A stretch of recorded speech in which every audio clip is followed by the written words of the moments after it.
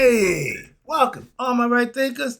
Thanks for tuning in to check out your boy, P Farm. Thinking right out here in the lab, in the book. About to wrap it up. I didn't get it done in a month, but we on schedule to get it done in the next couple of days. Let's go. I got a good one for you today. We're going to learn how to reflect upon the teachings. I'm teaching now. Just pull up your desk, get comfortable, take a seat, pay attention. The teacher's about to teach. Let's go. Rightisms, 25 rules to live by. Storytelling, story with a message. There's a message in my stories for life. I give you life lessons. You tune in to receiving them. I appreciate you. We got a good thing going. Let's do what we do. Right thinking mission is to enlighten, inspire, educate, and motivate you, the individual, to a higher spiritual level of enlightenment. Right thinking way of life through mental and spiritual discipline. Practice daily will help and guide you to attain your goal of reaching spiritual enlightenment, aka know thyself. My mission is that all right thinkers know thyself. If you're a right thinker, your goal is to know thyself. See where we're going with this? Let's get that together. So I asked the question, do you know you? You will when I'm through. That's what I do. It's rhetorical, but if you don't have an answer for yourself, tune in. I got you. A person who knows not and knows not that they know not is foolish. Disregard them. A person who knows not and knows that they know not is simple, but you can teach them. That's why I do what I do for you. Appreciate you too. Stay tuned. I got more for you. A person who knows not and believe and think that they know is dangerous. Avoid them. I do. A person who knows and knows not that they know is spiritually asleep. I can awaken them. I'm the spiritual alarm clock here to wake you up with knowledge of self. A person who knows and knows that they know is wise. Follow them. All these persons reside in you. Right thinkers, know thyself and to my be true. Right thinkers, again, let's talk about how to reflect upon the teachings. This is good information. Let's go. The process of reflecting upon the teachings requires a keen understanding of what we call mystical knowledge being imparted. How? Through the myth of the Assyrian resurrection. And once these understandings are known and learned to master, well, the task is now to remember these continuously by what? Deliberating on these as often as possible. Study, listen as much as you can. Why?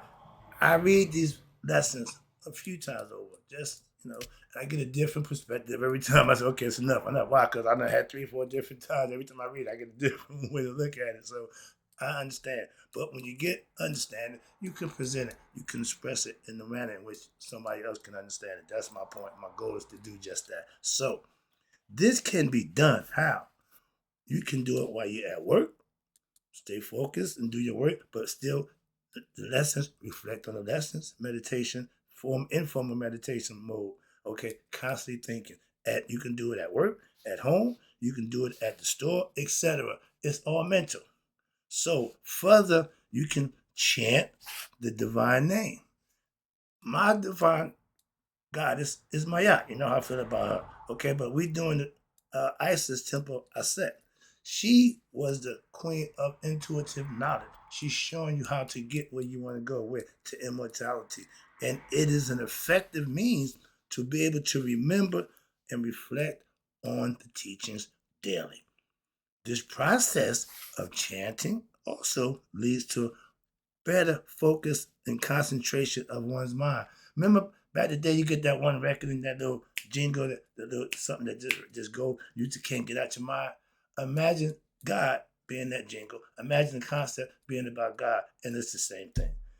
But this way with God, you can benefit. With the nursery rhymes, yeah, you learn a little bit, but that's the whole concept, to focus the mind. And concentration, aka daily meditation of the mind, helps prevent what? The mind from straying. Right there. Staying focused. You got to meditate. You got to know how to train the mind, how to not drift and let the negative ideas and thoughts creep in. Well, I don't know where that idea come from. I don't know how I got it. You ain't focused and you ain't bringing your idle mind is a devil workshop. If you're not God conscious, if you ain't focused, you ain't staying where you need to be, the devil will creep in and tempt you and lure you by any means necessary. He don't care. He don't play fair. And he ain't trying to pick and choose. He want to get your weakness and exploit it. Your job is to maintain a focused mind and do what you need to do. Watch this. It keeps your mind from what? Straying into what I call useless thoughts or negative ideas, which would impel you to what? To pursue egoistic desires of the flesh for monetary gains, and that would lead you into a world of what they call entanglements. My man Will Smith's wife, Jada, said she had an entanglement with her son's friend. Oh, you think you had fair sex? What entanglement? What the hell is that? So, another word they like to throw around to cover up the obvious. So, but when you have all these entanglements, what you want to call them, you just hurt yourself. And but that's what distracting you, what, and render your mind totally unincapable of being able to listen, reflect, and understand any spiritual teachings. That's the ignorant person, a person who knows not but believe they know. You have to leave them be. You're not going to enlighten them. You're not going to teach them. You're not going to change them. Leave them be. You got to be smart enough to realize that. They're not going to tell you that. You're going to keep trying and getting nowhere, and you get frustrated. Been there, done that. If they don't want to be taught, I teach here. I'm here to just teach. I ain't here to do nothing but teach and make a few jokes, get your interest up, keep you here. But I'm here to teach. That's it. Anything else, I don't waste my time with. Why? If you come in here, that's what you come here for. Not for me to doing something other than teaching. I know that. But my whole point where I'm at down here, if you ain't really interested, this means nothing to you. If you ain't here, man, you click off, move on. Why? You wasting both our time. And to watch me for 20 minutes and then have a negative response, that's really wasted both of our time. Okay. If I said something you didn't agree with, okay, then we can discuss that. But don't tell me I don't know what I'm talking about. All right, moving on.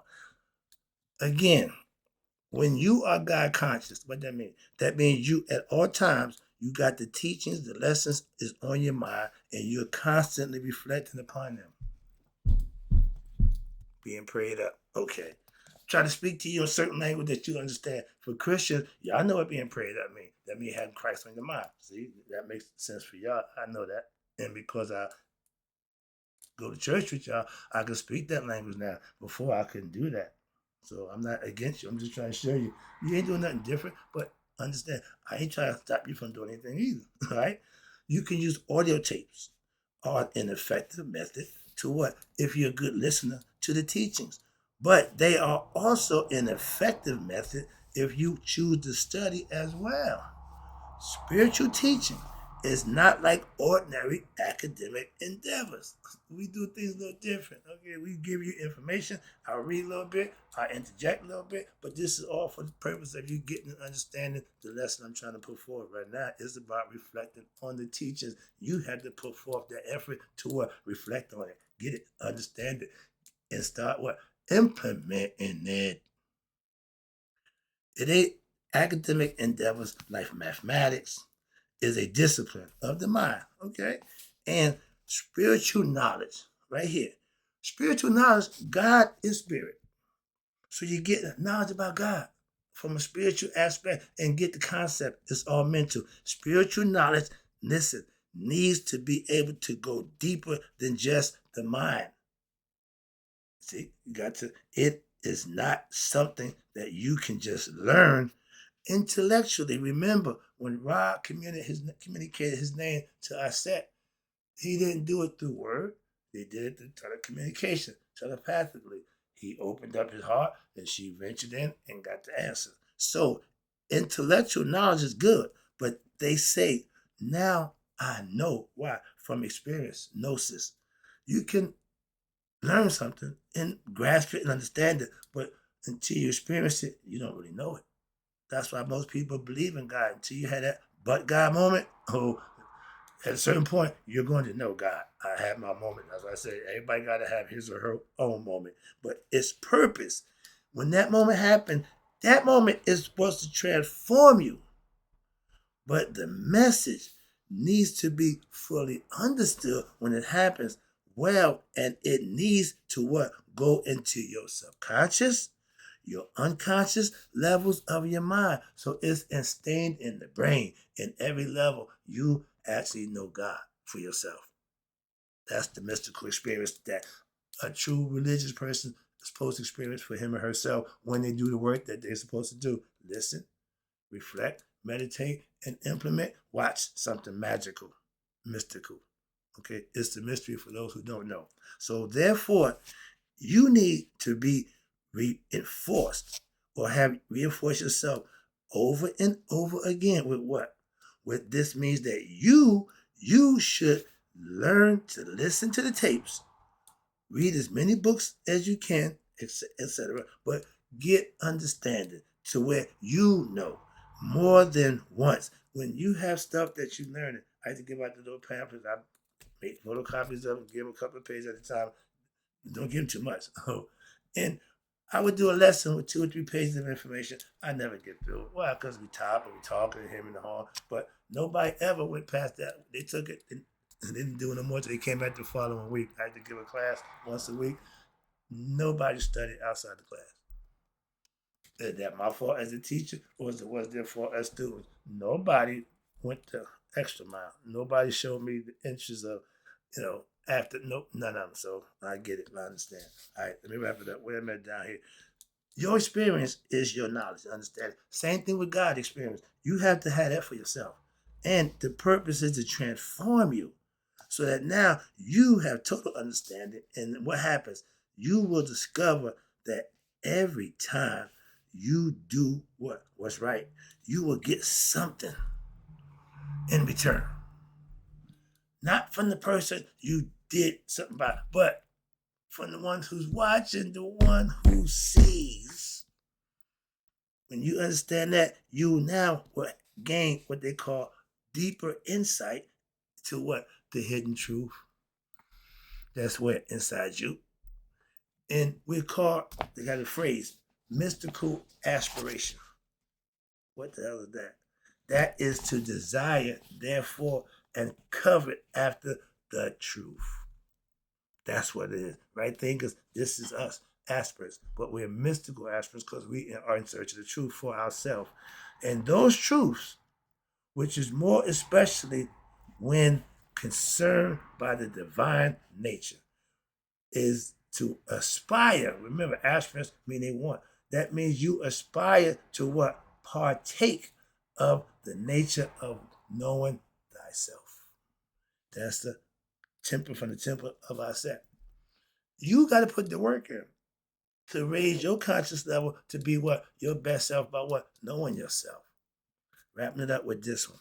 Many people aspire in life, and yeah, some of us are comfortable, but everybody has desires and wills, whatever it is, but we call aspirants. That's what you are. When you are searching the spiritual truth, some aspire for fame, others aspire for wealth, others recognize or recognition to be, whatever, fame and fortune, etc. So those are aspirations. We call them dreams and goals, but they are pushing you, driving you. Again, if you want to know something and you aspire, yourself should be the first thing you want to know. And many people believe in what? Aspiring to see God. Cool, right there. And every religious group knows that. That's what pulls you in. Okay, that's what gets you in the door. Gotcha. Now, sales pitch. Everybody wants to see God or go to heaven. Right there. Ding, ding, ding. To live with God after death. Where that concept come from? Egypt. But the concept was, let me try very quick, break it down. Going to heaven, meaning your spirit will reconnect to the maker, which is God, our Father. We are the incarnated physical form of God. Once we realize that and we live up to our expectations as human beings to know thyself, reach that level of spiritual enlightenment. Now, what? When the body dies, the spirit can go home. Y'all call it heaven.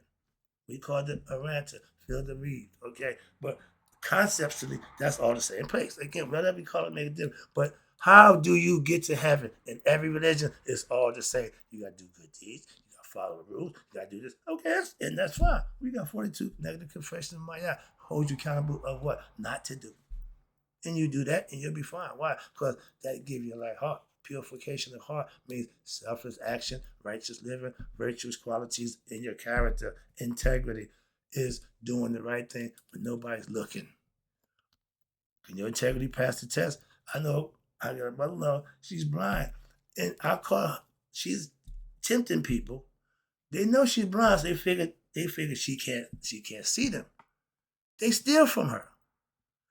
And she tell me, but I've been knowing them so many years. I raised them since they're kids. I don't give a damn about none of that. If they fail the integrity test, you're blind, and they figure they can take advantage of you, they are not of good character. Leave them alone. We've been going back and forth with this thing about 3 years. Well, she's been blind 4 years now. And she's still grasping, still getting better. And now she's telling me now, yeah, you was right.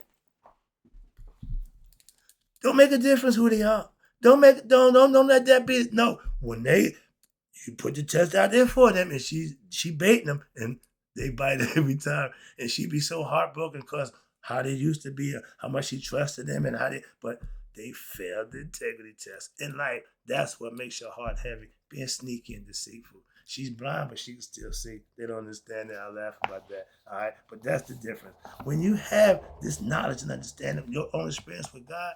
If you have your experience with God and you don't change, you don't transform, you ain't had something. Don't tell me that. Why? It should change you. When Moses came in from the mountain, he was a changed man. Everybody who had encountered with God became changed. So if you have your encounter with God, I had mine 15 years ago. Changed person. I know firsthand. I'm telling you what I'm all this history. Yeah, I do that, but I'm telling you, I changed. So when I hear people, oh, I got God. I went to God. Yeah, man. Shut up. You ain't did nothing because you're still doing the same nonsense you're doing before God. How about this? If you're doing the nonsense, God ain't coming to you anyway. To be God induced by drug or enhanced by something, that ain't God. Sorry about that. But this is a form of what we call lower aspiration. Why? Because you playing a mind game with yourself, and it is typical for ordinary and most religions are at the lower levels of spiritual practice. I told you that the first 2 levels, y'all don't get to level 3 like a Mason. You come get the first degree, independence, second degree, fellow count. All of a sudden, somebody tell you what's going to happen in 3rd degree, scare you off. Punk, we don't want you. Good. Okay. Christians, y'all get the first myth, love it, yeah, practice it, but are you living it? So you don't get the 3rd part. You don't reach that level of what mystical experience. But those who do, I got nothing but respect and love for them because I know some who have, and I know how they did it. So that's the respect I have for those who follow religion the correct way. And what's this? When you reach the level of spiritual practice from religion, you have the myth and the ritual. That's just the first 2. When you are aspiring for what? Self-discovery or to discover God and to be able to be partaking in divinity, this is known as, again, the mystical experience by the mystical aspirant. That's what you get if you put the work in. It implies what? That a mystical, that hidden truth that we talked about, when you go inside yourself, when it's found, it's called the mystical union. Heart, mind, coherence, I call it. But now you have what? The mystical union, communion with God. This is the highest form of spiritual aspiration, spiritual enlightenment, nihas, Christ conscious, whatever you want to call it. So any aspirant, be you religious, biblical, Buddha, right thinking, philosophy, must develop their own desire to what? Become one with God. He's not going to come to you. You got to get to him. And the thing that we trying to show you to do, that's how it's done. It's been that way for thousands of years. Guess what? It ain't changed. But you, the aspirant, must aspire. That means your self-effort. You got to want to, your desire, your will. You have to aspire after what we call the most perfect participation in divine nature, becoming one with God, aka know thyself. You see where we're going with this? I'm gonna give you one more. I like this one too because this is pretty quick. You got two more left. I can knock it off in 10 minutes. I wanted to make. I didn't want to make it a separate lesson. That's what I'm saying. So I'm gonna go right here, right quick to temperance and fortitude. The next two lessons. I'm gonna wrap it up for you. Those are qualities that we teach in Masonic order also. So I'm gonna see what they say from the Egyptian concept. Temperance is the ability to control one's sexual urge. Ding, ding, ding, ding, ding. Lower nature, control that thing. Abstinence. And I want to get that's out the way. I hate this. I got to rush through it. I got to just get out the way. Abstinence from all indulgence of carnal appetites, pleasure. No masturbation, no sexual encounter. Okay, and it restrains the important, intemperate, and the voluptuous part within due bounds, keeping that thing under control. Okay, that's a quality that a lot of people don't have. Abstinence from sex ain't easy to do. But we have a phrase called semen retention. Men, they don't even teach us. We know about the women menstrual cycle. How many of us know about the man purification cycle? Santa Claus bringing out the goodies from the brain down into the body to crush the oil that y'all call Christ. I don't teach that. They got guys who do that. I ain't got time for that. But being able to, we had a guy called Men. He was the big penis. And he kept his hand on it and said, no, I control this. I don't just willy-nilly. No, I have semen retention. I have sublimation over my sexual desires. Been around a long time, okay? But the idea of controlling the little fella had been around a long time. And I try to tell the young brothers, they don't have a clue. If you don't drain your stuff, your spinal fluid, your cerebral spinal fluid, your semen, life-giving stuff, waste it by masturbation or having sex, wearing a rubber, whatever. But if you don't ejaculate, have an orgasm, 28 days, you get a fresh batch. That's another new lease on life, as they for real. You add years to your life. How about that? Monks and priests, they live long life. Why? Sexual semen retention. they live long. They're gonna live a long while. Most guys who burn out, okay? Moving on, let me wrap this up. But when the body is not seen as an object of pleasure, and that's hard to do. Most of us, that's all we get from the body. The five senses is pretty much feeling, smelling, seeing, hearing, touching, and tasting. So we use that to stimulate the brain. That's the only way the brain gets stimulation from the body. But you got to have control over that. To give you a lesson about addiction about that. But for others, or as a means to sex enjoyments and other sensual pleasures, the pressure of the sexual urge, and that's the strongest desire known to man. Did you know that? Okay? And it will reduce your knowledge as to the true purpose of the body as a vehicle to lead the soul to attain spiritual enlightenment and will be firmly rooted in the mind. But when food and drugs, including alcohol, are not seen as objects of pleasure, they will not hold the interest of your spiritual aspirant doing the right thing. Those things I do not do. You can't say you with God and drinking and smoking and doing drugs, sleeping around. You can't be a preacher or a pastor and do those things. Why? That's what you preach against. So you can't be doing those things. That's why. If that's what you're preaching. But with what? With this understanding, it is now clear that self-control or control of your sexual urges is to conserve what we call potential spiritual energy, aka life. And we know it as purification of the diet and also a necessary practice, eating right, on your spiritual path, which will enable you, the aspirant or right thinker, to be able to achieve what we call increased spiritual sensitivity. That's growing spiritually. Temperance here also implies what? That there's control over all your lower urges. death, greed, jealousy, anger. You're starting to put the ego under your control. It means not indulging in any of those pleasures to the extreme, since these intensify the body, and the idea with it is the concept of being an individual. That's straight egoism. And you only want to have what? World, want to fulfill what they call worldly desires. And when practiced correctly, control over your lower nature, that's conserve your energy. This can be transformed into what we know spiritual energy, aka life on your years on your life, excuse me. By directing it through the various energy centers in the body, it goes up, purifies, and come back down.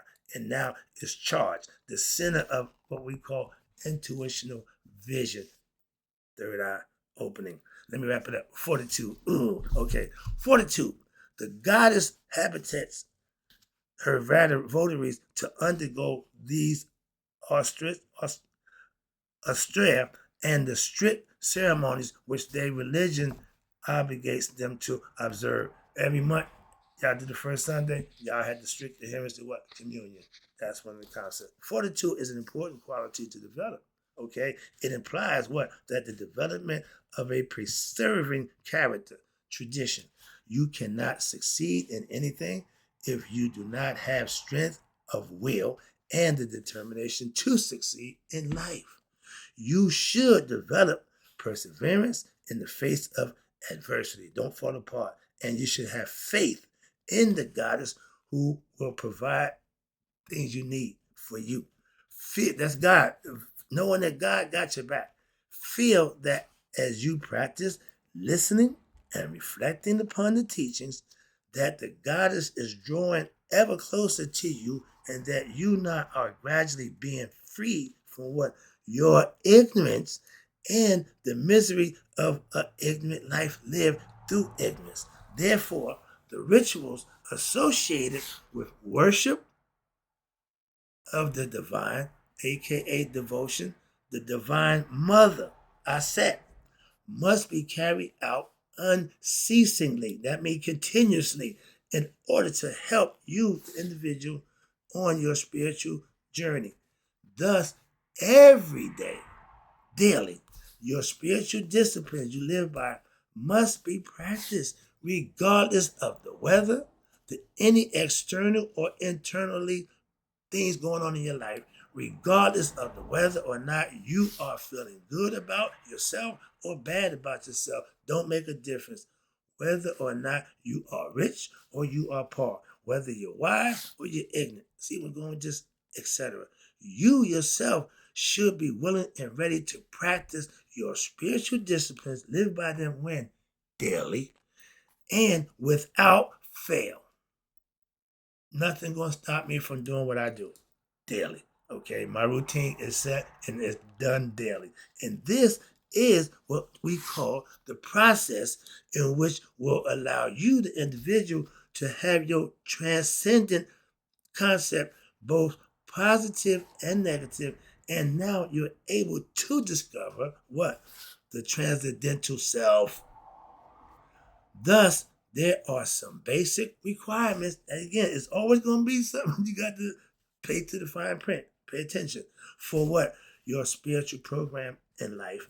You got to put forth the effort. You got to be the one in the driver's seat. So this should be seen as your way of life instead of what? A task or a job. What I do for you, this is my way of life. It is a way of life. That's what I'm trying to explain to you. That's what they're saying to you also. The focus of your spiritual turn will lead to what?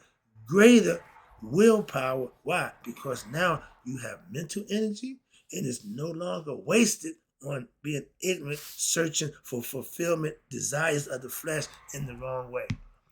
You're chasing for the right reasons now. Got it? Dedication, devotion to God is the lesson I gave you, but that's what they're saying right there. Hope you got the lesson. Hope you enjoyed it.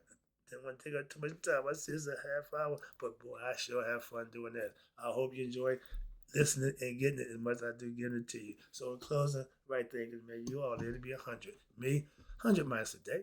So I never know that my right thinkers who fully understand now what we did, how to reflect upon the teachers have passed away. I'll be right back.